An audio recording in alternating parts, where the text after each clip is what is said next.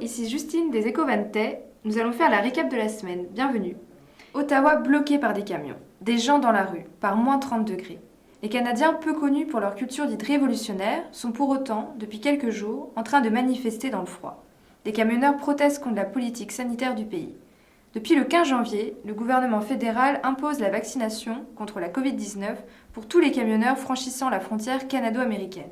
Un tollé pour ces chauffeurs qui ont bien envie de se faire entendre grâce à ce qu'ils appellent un convoi des libertés. Cette situation instable ne semble encore aujourd'hui pas réglée. Ce mouvement qui a débuté dans l'Ouest le 22 janvier est maintenant massivement suivi et commence aussi à infuser dans les pays occidentaux. En France notamment, depuis le début de la semaine, des groupes s'organisent dans tout le pays pour rejoindre Paris et Bruxelles en voiture, en soutien au blocage canadien. Alors, est-ce un retour des Gilets jaunes, ou plutôt une minorité de protestataires? En tout cas, il semblerait que de nombreuses contestations s'agrègent au refus du pass vaccinal.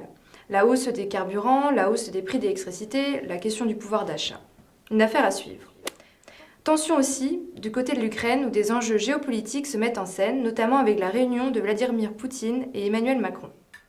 Effectivement, le président Emmanuel Macron s'est rendu lundi en Russie pour discuter avec le président russe et a poursuivi son excursion en Ukraine pour atténuer les tensions. Malgré tout, ces discussions ont pas mal fait polémique, notamment dans les journaux étrangers, et ne sont pas prêtes d'atténuer les tensions entre les deux pays frontaliers. Si vous voulez en apprendre un peu plus sur le sujet, n'hésitez pas à lire l'édito complet de Jérémy qui a été publié récemment sur le site des Éco-Vantais.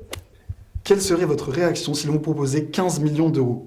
15 millions pour réduire à néant 3 ans de travail et la parole de 250 personnes. 15 millions pour éclairer une affaire restée bien trop longtemps dans l'ombre. Victor Castanet, lui, a refusé. Il a résisté à la facilité pour dénoncer les bourreaux de nos aînés. Le 24 janvier, Le Monde publie les meilleures feuilles de son livre « Les Fossoyeurs ».